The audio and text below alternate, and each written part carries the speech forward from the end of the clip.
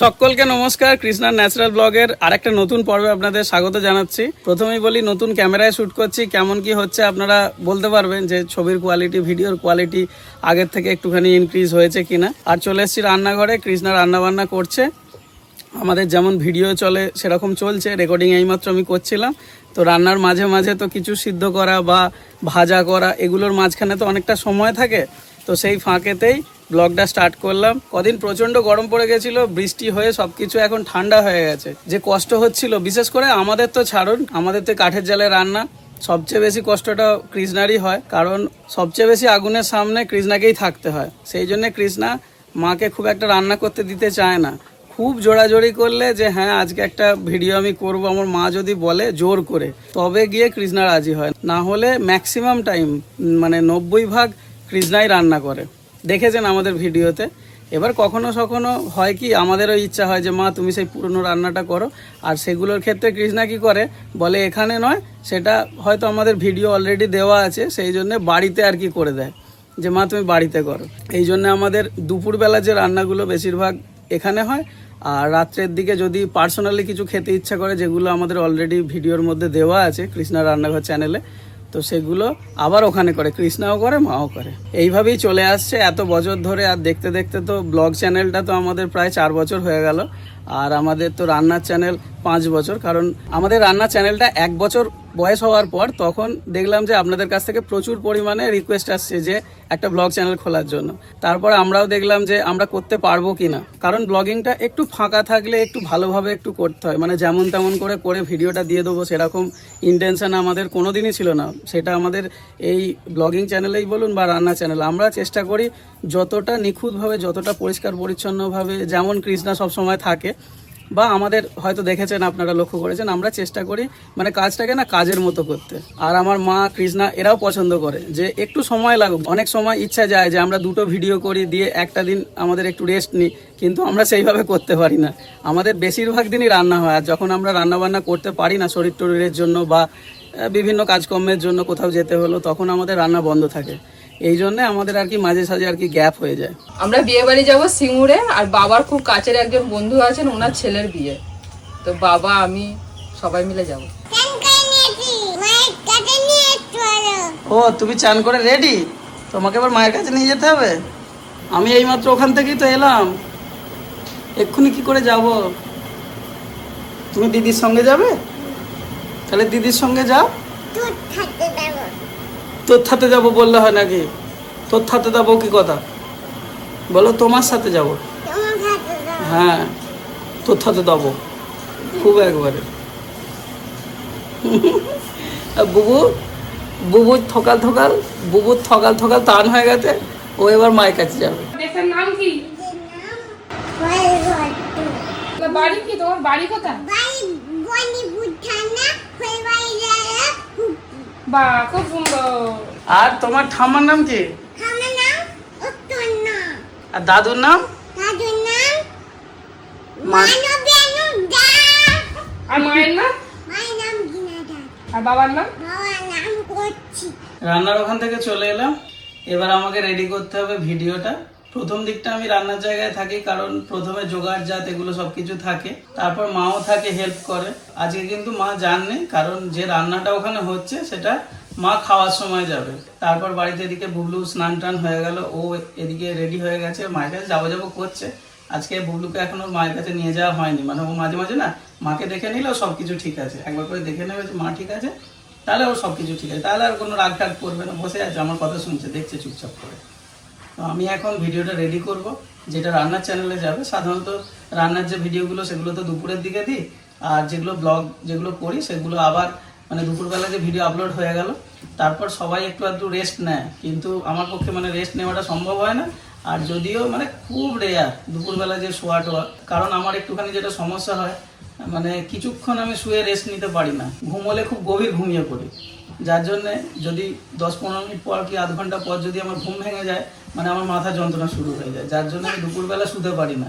মানে জাস্ট এই কাজকর্ম করলাম, বসে থাকলাম, আমার তো বসেই কাজ, যার জন্য একটু হয়তো খুব ঘুম পায়, তার মাঝখানে একটু কাজ করে নিলাম, আর দুপুরবেলা ভিডিওটা ছাড়ার পর বাকি সবাই যখন রেস্ট নেয় আমার পক্ষে সুবিধা হয়, একদম ফাঁকায় আর কোনো ডিস্টার্ব কিছু থাকে না। এই যে বুবলু আছে এই যে ল্যাপটপের ওপর উঠে মাঝে মাঝে বসে করে, আবার সসম্মানে ওকে নামিয়ে দিতে হয়, আবার রেগে যায়। হ্যাঁ আমি ন্যাপপপ বলে ন্যাপপপ করবো। এই ভিডিওটা আপলোড হয়ে গেলে তারপর আবার ব্লগটা যেটা থাকবে সেটা রেডি করবো, তারপর সন্ধ্যাবেলা সেটাকে ছাড়বো। এই হচ্ছে রেগুলারের আমাদের রুটিন। আর তারপর সন্ধ্যের দিকে আবার বিয়ে বাড়ি যাওয়ার আছে, মানে ভিডিওটা তার আগেই আমাকে আপলোড করে দিতে হবে, তারপর বিয়ে বাড়ির জন্য বেরোনো। তার মাঝখানে যে সময়গুলো পাই সেইগুলোতে এই ব্লগটা শ্যুট করি। একনিষ্ঠভাবে শেখার জন্য একদম বুবু রেডি। এদিকে কিন্তু কোনো ইয়ে করে না, একদম থাকে সবসময়, যা পারবে টিপে টাপে দিয়ে মোটামুটি ঠিক করে দেয়। যদি আমি কিছু ভুলও করে ফেলি ও ঠিক করে দেয়, তাই তো বুবু? দায়িত্ব নিয়ে তুমি ঠিক করে দাও তো। বুবু একদম রেডি, চুল টুল টেনে সব ছিঁড়ে দিয়েছে। যে কটা চুল মাথায় আছে মোটামুটি 45 বছর হওয়া পর্যন্ত সবই মনে হয় মোটামুটি ঠিক করে দেবে। হ্যাঁ তুলেও একদম সাইজ করে দেবে। হ্যাঁ ছেড়ে দেবে। দেখুন বুবলুর কাজ দেখুন। ওর এই যে চেয়ারটা, এইটা হয়েছে ওর ওঠার অস্ত্র। এর আগে বাড়ি সকলকে বলতো যে এখানে তুলে দাও ওখানে তুলে দাও। এখন এই চেয়ারটা ওকে কিনে দেওয়ার পর ও বুদ্ধি করে আর কি বের করে নিয়েছে ফর্মুলা, যে কিভাবে বিছানায় বা উঁচু জায়গায় ওর সমস্ত কিছু যেগুলো দরকার সেগুলো নেওয়ার জন্য। আমরা তো অনেক কিছু জিনিস ওর হাতের বাইরে রাখার জন্য একটু তুলে রাখি, কিন্তু এখন বুবলু সোনার হাতের বাইরে আর কিছু নেই। সব এই যে চেয়ার, এইখান দিয়ে এই যে চেয়ারটাকে হাতে করে নিয়ে আসে, এখানটায় রাখে দিয়ে বিছানায় উঠে পড়ে, আবার অন্য জায়গায় কাজে লাগলে এরকম ও হাতে করে নিয়ে চলে আসে।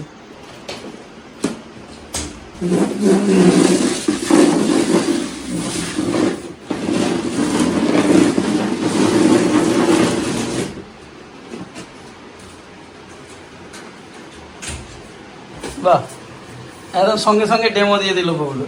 লাস্ট একটা কথা হয়েছে, তিনটে দুটো ধরেছিস, দুটো হ্যাঁ দুটো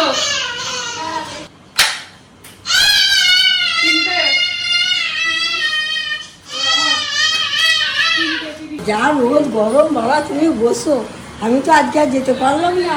এখন বাজে হচ্ছে 2:05। এইমাত্র বাড়িতে এলাম, বেশিক্ষণ পাকা হয় প্রশ্ন। সকালে একবার চান হয়েছে, আরেকবার চান করলে, যা প্রচন্ড গরম, চান না করলে হবে না। বুঝে কি চেঁচাচ্ছে, খেলা করছে দাদা দিদির সাথে, জোর চেঁচাচ্ছে। শুয়ে আছিস কেন? হ্যাঁ যাবো না। কেন? ভালো লাগছে। এ বাবা, তুই তো ছাড়িস না আমাদেরকে রে। কি হলো? আজকে ভালো লাগছে না, বাড়িতে থাকো। মন খারাপ করবে না তো আমরা বেরিয়ে পড়লে? আসতে কিন্তু 2-3 ঘন্টা লেগে যাবে। ঠাম্মা আছে তো, অসুবিধা নেই। ঠিক আছে। এবার বোঝা যাচ্ছে যে মেয়ে এবার বড় হচ্ছে। ওই তো হয়ে গেছে। এই মেয়ে যাবে না বলছে, বলছে ঠাম্মা আছে, আমি অসুবিধা নেই, যাবো না। বলছি তো অনেকক্ষণ থেকে রেডি হতে, বলছে আমি যাবো না। আমি বলছি হ্যাঁ রে, তোর মন খারাপ করবে না তো? বলছে না ঠাম্মা আছে। জামা আবার আলমারিতে ভরে দিল। তাই বলছে আমি যাবো না, তুমি চলে যাও। বড় হয়ে যাচ্ছে তার মানে।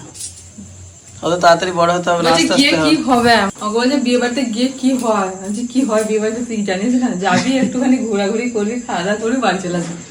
দিয়ে ভেবে দেখে বলছে যাবো না, তুমি যাও। তো পিসিতে চলে গেছে হরিনাম শুনতে। ঠাকুমা তুমি বাড়িতে থাকো তাহলে, যাবে না যখন আর কি বলবো। ঠাম্মা তো না, ঠাম্মাকে বললাম, ঠাম্মাও না। তার ঠাকুমা নাদিনীতে সুখ দুঃখের গল্প করুক, আমরা তাহলে ঘুরে আসি। ঠিক আছে, যা গল্প আছে, যা কথা আছে ঠাকুমা নাদিনীতে গল্প করো। টাটা। নাদিনীর সাথে সুখ দুঃখের গল্প করুন। ওই না যাবো না, ও ভালো লাগে। পুকুরে জল নিয়ে লাগবে তো তুমি কাকে। চলো পুকুরে জল নিয়ে নি। বুবলি আবার বুবলি চপ্পল পরেছে, দেখেছো? এই ভালো জুতোগুলো পর, শুধু চপ্পল গুলো পরছে। সেই তো চপ্পল পরে তো আবার ভালো বলতে যেগুলো, সেগুলো তো স্লিপ খাচ্ছিল দুর্গাপুর গিয়ে। হ্যাঁ ওই তাহলে স্লিপ খাচ্ছে। তুমি ওকে কিটো গুলো পরাও, ওগুলো বেটার, পায়ের মধ্যেও ভালো। জুতো কিনবো ভালো। চল সে কিনবে, কিন্তু এখন আপাতত এটা পরাও। বেশ।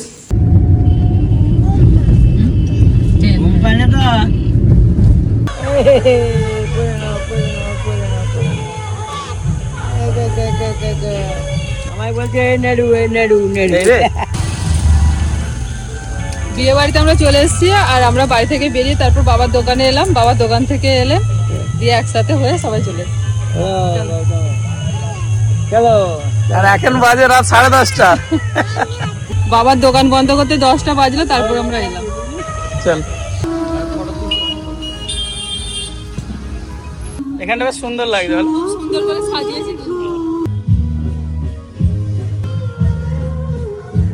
সত্যি কথা বলতে বাবা আমাদেরকে সাথে করে নিয়ে এই প্রথমবার কোনো বিয়ে বাড়িতে গেলেন, তো আমার ভীষণ আনন্দ হচ্ছিল। প্রথমে যখন বিয়ে বাড়িতে গেলাম তখন কিন্তু বুঝতে পারছিলাম না, বিরাট বড় জায়গা নিয়ে প্যান্ডেল তৈরি হয়েছে আর খুব সুন্দর করে কিন্তু প্যান্ডেলটা সাজানো হয়েছে। প্রথমে ঢুকি বরকনেকে দেখতে পেলাম, আজকে নতুন কাপেল, তো তাদের হাতে গিফটটা দিয়ে এবার আমি একটু চারিদিকে ঘুরে ঘুরে দেখছিলাম। এদিকে ডিজে মিউজিকের আয়োজন করা হয়েছে, সেখানে সবাই প্রচুর পরিমাণে নাচাগানা করছে। আর এদিকে একটু স্টল থেকে কিছু চিকেন পকোড়া আর কিছু পনির পকোড়া নিয়ে নিলাম। বুবলুর জন্য নিলাম পনির পকোড়া, যেহেতু ও চিকেনটা একটু শক্ত তো খেতে পারবে না, সেই জন্য। আর অনেক ধরনের স্টল বসেছিল, আমরা সব জায়গায় গেলাম না, একদম সোজা চলে এলাম প্যান্ডেলের মধ্যে, যেখানে খাওয়া দাওয়া হচ্ছে মেন কোর্স। তো সেখানে আমরা বসে পড়লাম খাওয়া দাওয়া করতে। আর এখানে বুবলু সোনা গানের তালে তালে যেমন পাচ্ছে একটুখানি নাচা গানা করছে ওর মতো করে। বাবাতে আমাকে একটুখানি কথাবার্তা বলছিলাম একটা বিষয় নিয়ে। বুবলু সোনা এদিকে থালাটা নিয়ে সবাইকে হাওয়া দিচ্ছে, আর বাবা বলছেন যে পাশের জন যে আছে তাকে ভালো করে হাওয়া দে। তো ওইদিকে একজন দিদিভাই বসেছিলেন, সেও খুব হাসছে বুবলুর দেখে। শুধু আমরা নয়, বুবলুর দুষ্টুমি দেখে তো সকলে খুব মানে হাসাহাসি করছে এবং বুবলুর দিকে তাকিয়ে আছে। একবার জল খেতে খেতে ডান্স করছে, একবার ভাত খেতে খেতে ডান্স করছে, কত রকম ভাবে মানে ডান্স করছে। যত ওখানে গান পাচ্ছে ও তত এখানে ডান্স করছে। এই দেখুন, ভাত খেতে খেতে ডান্স করছে, কিছুতেই চেয়ারে বসে আর খাওয়া দাওয়া করলো না। আমি খাবো না বুবলুর মানে কাণ্ড কারখানা দেখবো। তো খাওয়া দাওয়া মিটিয়ে আমরা আবার চলে এসেছি নতুন বউয়ের কাছে। তো নতুন বউ বললো চলুন দিদিভাই একটা ছবি তুলি। তো নতুন বউয়ের সাথে একটা ছবি তুললাম। তো ওকে একটুখানি বললাম যে তোমাকে খুব সুন্দর লাগছে, তো কথাটা শুনে ও খুব একটু হাসলো। তারপরে এক দিদিভাইয়ের সাথে দেখা, উনি আমার ভিডিও দেখেন এবং সঙ্গে ওনার 2 মেয়ে ছিলেন। দিদিভাই ভীষণ ভালো, দিদিভাইয়ের সাথে অনেকক্ষণ গল্প করলাম, নতুন বউয়ের সাথে অনেক গল্প হলো, খুব ভালো লাগলো। আস্তে আস্তে আমরা বাড়ির উদ্দেশ্যে বেরিয়ে পড়লাম। আর পাশেই না সবাই তখনও পর্যন্ত মানে প্রচুর নাচ গান করছিল, একটার পর একটা সুন্দর সুন্দর গান চালাচ্ছে আর সবাই কিন্তু আনন্দের সঙ্গে খুব নাচছে।